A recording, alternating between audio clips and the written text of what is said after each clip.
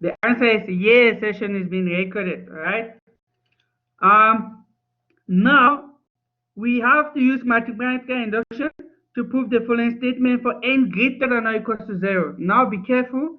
That's why I say you need to understand so that you don't just go in the test and it's almost like you're doing some cram work, all right? You need to understand the question. For n greater than or equals to 0, it means your a is now 0, 1, as in example 1, all right?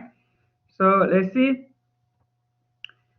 How do we define S? Again, you say let S stands for the set n greater than or equals to 0 such that this whole thing here is true. All right.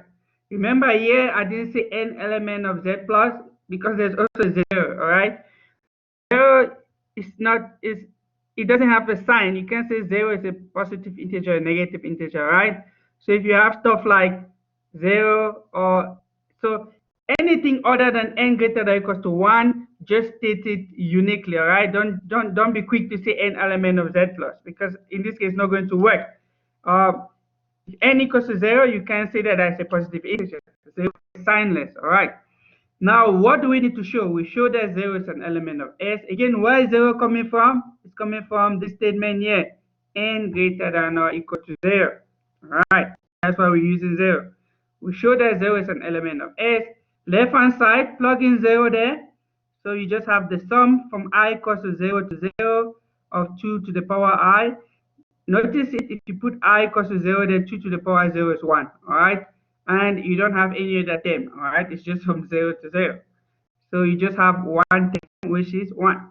And the right-hand side, if you put in 0 in the place of n, so we're looking at this piece here, you just have 2 to the power 0 plus 1 minus 1. Again, you have 1. Left-hand side equals right-hand side.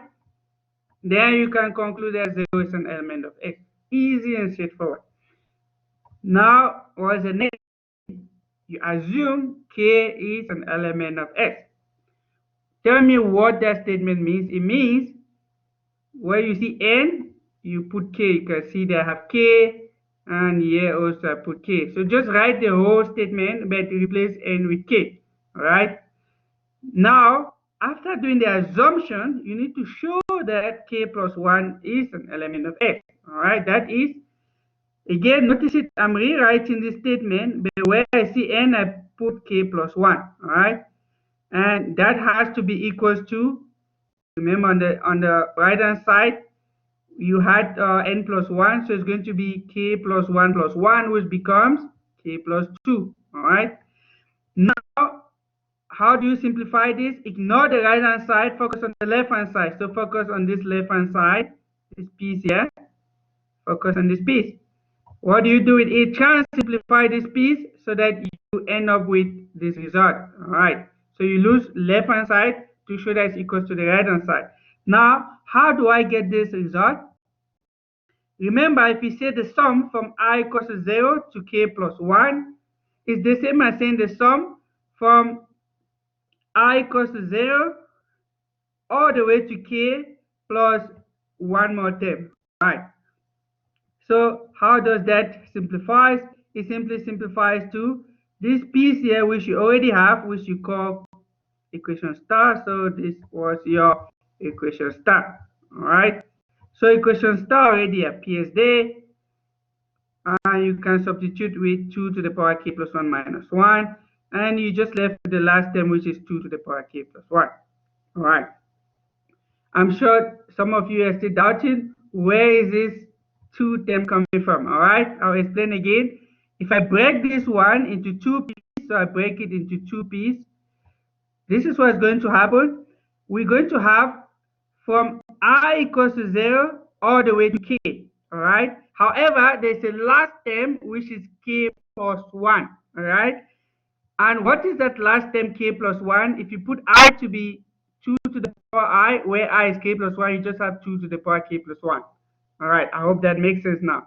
So I go from I equals to 0 to k. I stop there. Why do I stop there? Because it looks like what I have here. All right, it looks like this piece here. That's why I have to stop there. It looks like what I have in my assumption. And what is the last term? The last term is when I is k plus 1, so you just have 2 to the power k plus 1.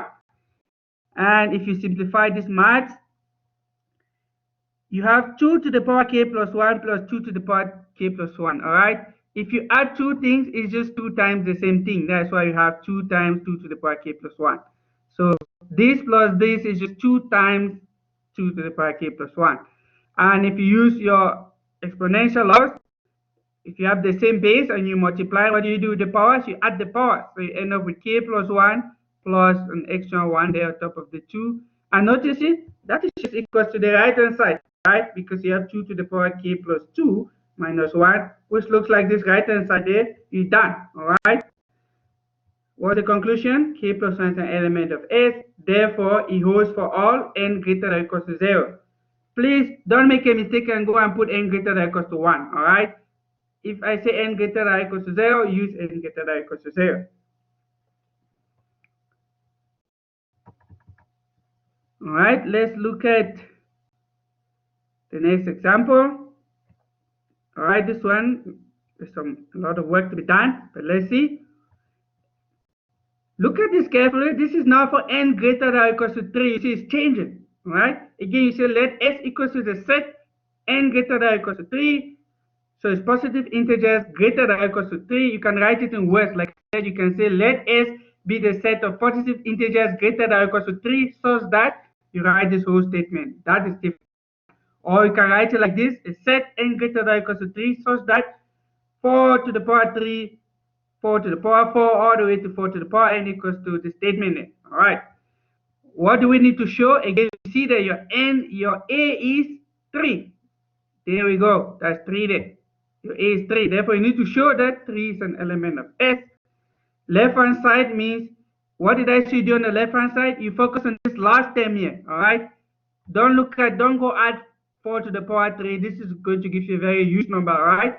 Don't go add this thing. Just focus on the very last term, which is 4 to the power n. You substitute your A, which is 3. So you have 4 to the power 3. It gives you 64. Right-hand side. So this right-hand side, this piece there, just plug in. Wherever you see n, you just put in 3. Again, it simplifies to 64. Left-hand side equals to right-hand side. Therefore, 3 is an element of x. All right. So this first piece here, I expect everyone to get it correct. All right. The only difficulty comes from the next steps. All right. Assume k is an element of S. What does that mean? Where you see n, just put k. You call that equation start. All right. We need to show that. So you see how I'm going. I've shown that 3 is an element of S. Step 2, I assume that k is an element of S. And now I need to show that k plus 1 is an element of S. All right. What does that statement mean? Again, if you remember what I said in the previous example, I say you write the entire series and then you include the last term and the second to the last term, all right? The last term here is going to be 4 to the power k plus 1 because n now is k plus 1.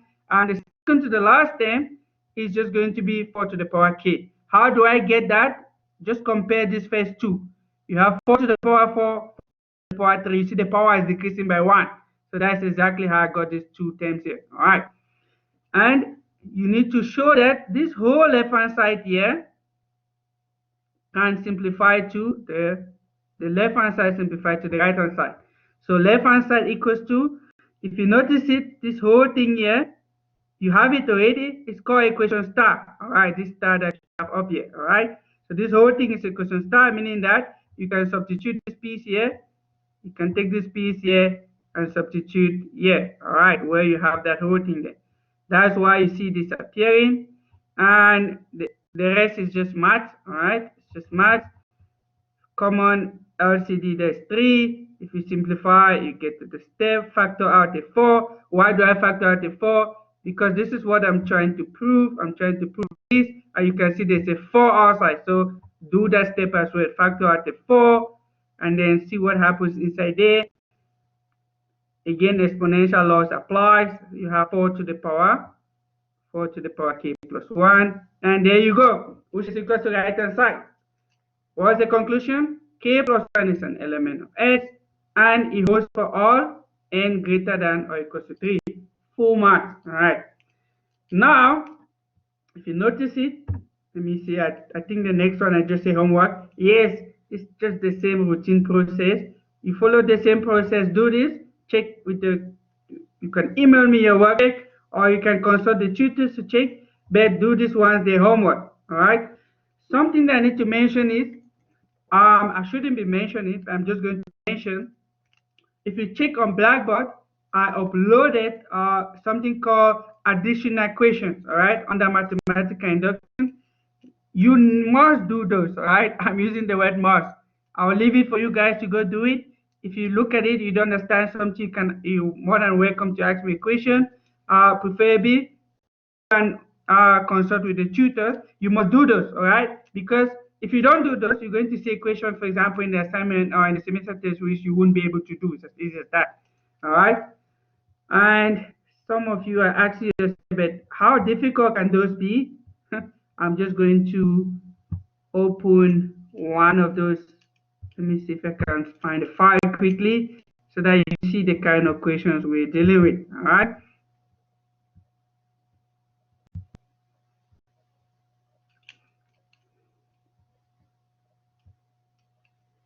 All right, while that is loading, I'm just going to check some those that came late.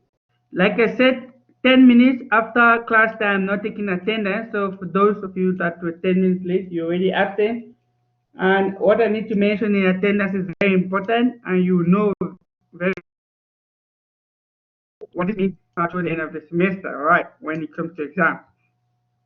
Let's go back to our file and see if it is now it's there.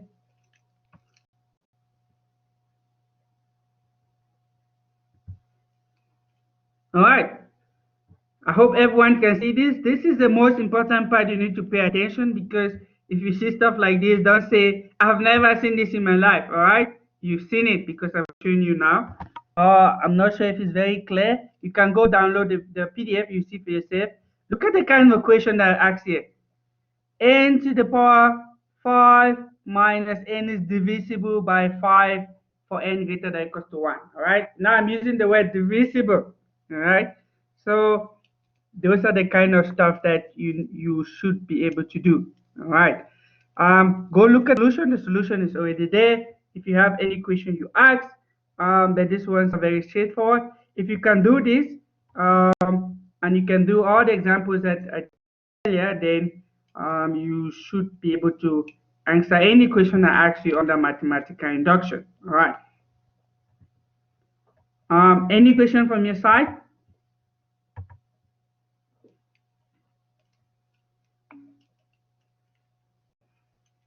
Um, you ask if you're marked absent. It shouldn't be a question. I should be the one to ask you that question, because you know already. If you weren't here in the first 10 minutes, it means you were absent, unless you have proof that there was a load shedding in your area, which I guess today load shedding started at 4 at some areas. If you didn't have load shedding, then there's no excuse why you were absent. You were absent, all right? Any other question regarding marks, the quiz? Because like I said, assignment 1 is coming up. It's going to be out of 100 marks. It's going to be a lot of work. So once it appears on Thursday, for those that have completed the honesty declaration, you need to start working on those immediately, all right? So make sure you, immediately after class, you go and complete the honesty declaration. It should be available by now on Blackboard. And on Thursday, you're going to receive the assignment, and it's going to count out of 100 marks. So make sure that you complete it on time. You have 1 week to do it and submit, and it will be due on the 27th. All right, any question?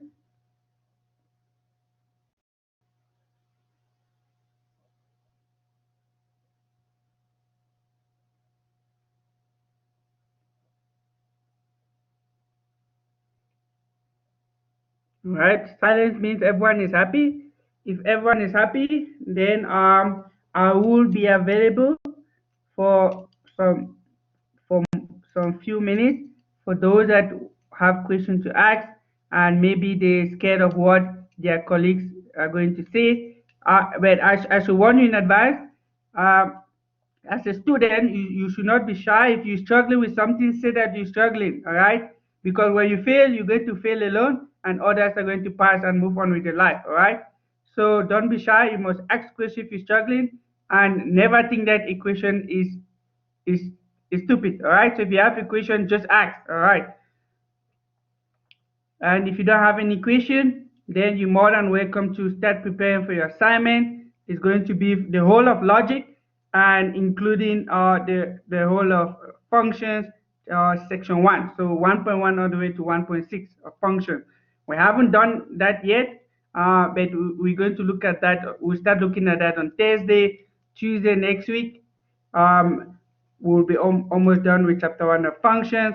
So, but for those of you that can answer them in advance, please do so. So once you get the assignment, just start working on them. All right. Someone say, can I explain question 8? Question 8, like you see, is self-study. Go look at it, but it's more or less the same thing. I'll just go over it quickly since you asked. Now, question 8 says n to the power 5. So we need to use mathematical induction to prove that n to the power 5 minus n is divisible by 5 for n greater than or equals to 1. All right. Again, for n greater than or equals to 1, you see there's a 1 there. It means we need to show that 1 is an element of S. But first thing you need to define S. All right. So S, you see there, is a set of all positive integers n such that n to the 5 minus n is divisible by 5. All right. Or you can use the notation that I used earlier if you can write it in words like this. So to show that 1 is an element of S, now you need to be careful. If you say that n to the power 5 minus n is divisible by 5, it's equivalent to saying that n to the power 5 minus n is equal to 5 times some constant. You can say 5m, where m is an element of integer. All right. So please make sure you write the statement. All right. So if you say that this is divisible by 5, it means that this statement is equal to 5m or 5b. You can give any variable, but make sure you specify that m is an element of integer, all right?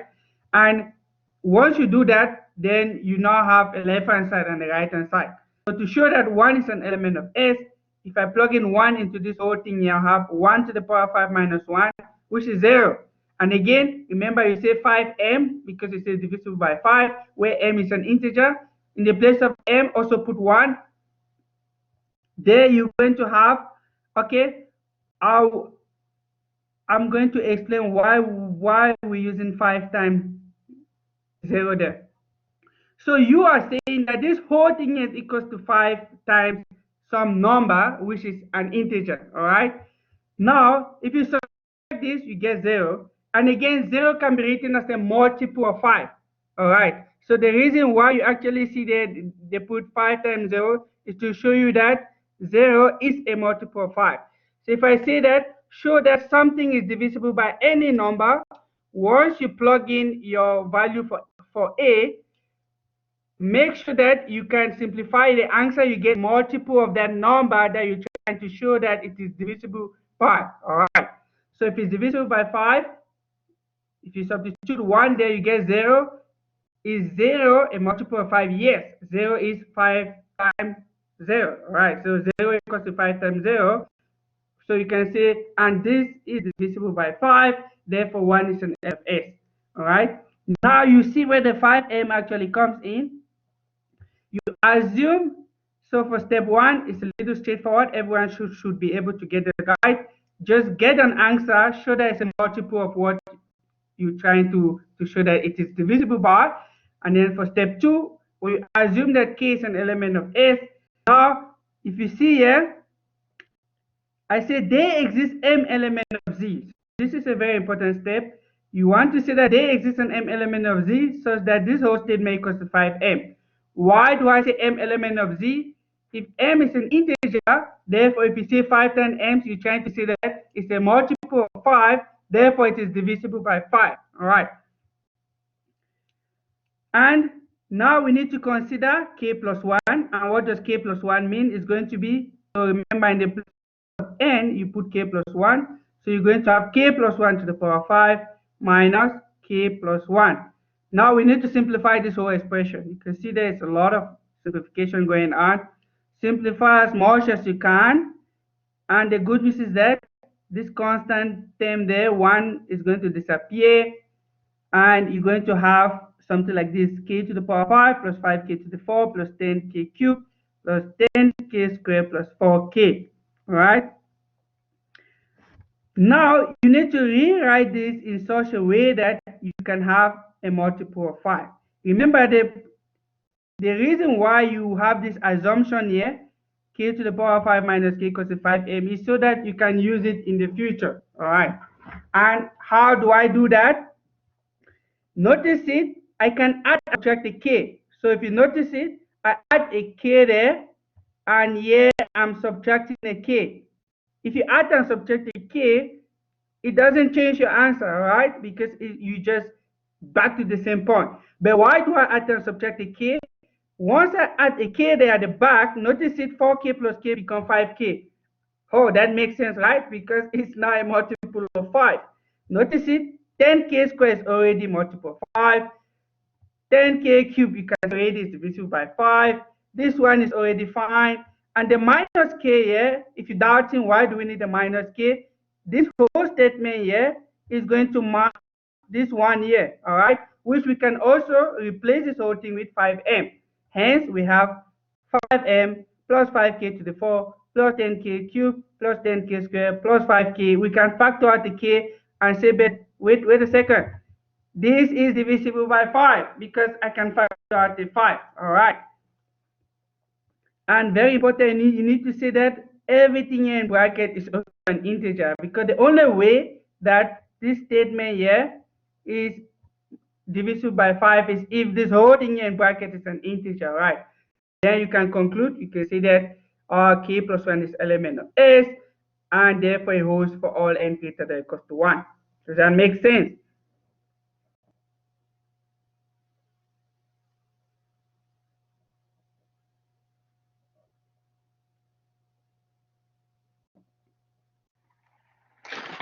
Yes, it makes sense. All right, at least person, we have one person that can talk. If you can't talk, let's say you're coughing or maybe you have corona, you're more than welcome to just type in your comment there. I don't want to hear your voice if you think that it's going to make others to laugh. All right. So that is basically what you're going to do. Even for question 9, if you see there's the same idea, this is divisible by 6, and they say for n element of z plus. You see, if I say n element of z plus, what does that mean? It means for n greater than or equals to 1. So look at this. I know most of you, you're going to find A by looking at n greater than or equals to some number, but look at how I can give you. I can say n element of z plus. You should know that n element of z plus simply means n greater than or equals to 1. That's why you see there we're showing that it's an element of S, all right? And the same procedure, if you have 0, just show that 6 times 0 is also 0. So 0 is equal to 6 times 0. Therefore, this is divisible by 6. All right. And for k element of S, or you assume k element of S, you need to let this thing to be equal to 6m. All right. Divisible by 6, 6m, where m is an integer. Divisible by 100, you set the whole statement to be equal to 100m, where m is an integer. Standard procedure, all right? And then for k plus 1, you just plug it in, simplify, do the math again, add and subtract terms so that you can get to this point, and there you go, all right? So go look at these two examples. Like I said, you definitely get something that has to do with divisible at some point. I don't know when you're gonna get it, but it's something that you have to know. Also consult with the tutors, ask questions. If you check at the back of the logic notes that I gave you, there are a lot of exercises. And for the tutorials questions for this week, what did I mention? I said do all the exercises at the end of the logic notes. So go do them and consult with the tutors. I'm going to email him the memo for the entire logic note and proofs. So do everything and then go and check your work. Okay, you're asking why did I choose 1 as A? Because of this statement there. You see this statement that I'm highlighting up there. N element of Z plus. What is positive integer? Positive integer is 1, 2, 3, 4 all the way to infinity. All right. So it's for N greater than or equals to 1. Therefore your A is 1.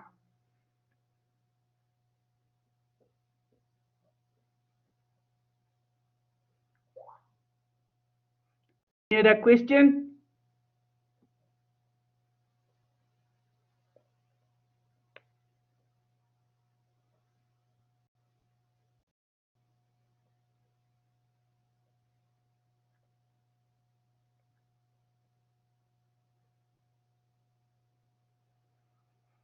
Ask your question, guys. If you have question, you ask.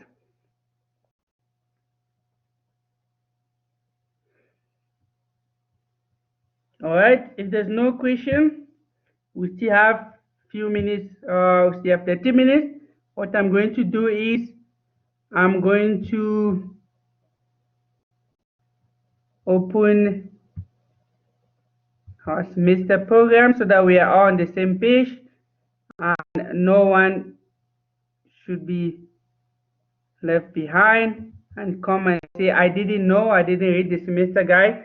I'll go through the semester program again so that you see what is going to happen within the few days, all right, or a few weeks. We're having a lot of assessment, so let's go over it one more time. All right, just going to zoom out a bit so that everyone can see. Okay, quiz 1 is done. Quiz 1 is done. You have your marks. Assignment 1, take note, it's no longer due on the 29th. It's now due on the 27th. All right, I'm going to release assignment 1 on Thursday. All right, and I don't want people to say I can't see assignment 1. All right, make sure you complete the honesty declaration. Look at this, semester test on the Monday, 31. So how many weeks do you have? After this week, you just have next week, and then you're writing that Monday. It's not far, and it's the whole of appendix, the whole of logic, the whole of chapter 1. Huh? A lot of work. And make sure that you understand and you can do all the questions that I asked you in my quiz. Make sure you understand and you can do all the questions I'm going to ask you in the assignment as preparation for the semester test. All right, and do more questions on the back of the textbook. I hope everyone is happy. And in case you're going to be sick, okay, I'm not saying that I want anyone to be sick, but I know people will be sick. Make sure you email me on the day, on a Monday, to say that I was sick, I couldn't write, and then I will explain the procedure. Sick test application now happens on Blackboard, all right? I'm going to put a link there for sick test application. We have administrative staff that are now added to the course, so they can see the module as well. They have access to Blackboard. So every sick test application, they will be able to scrutinize it and say yes or no if this person is allowed to write a sick test or not. All right. So everything that happens via Blackboard. So I'm going to mention again, quiz 1 is done. Assignment 1 will be released on Thursday and it's going to be due next week Thursday. Semester test 1 is on Monday the 31, and it's everything we've done, including the whole of chapter 1. All right. So make sure you start preparing for your semester test as well as for assignment 1. Good luck.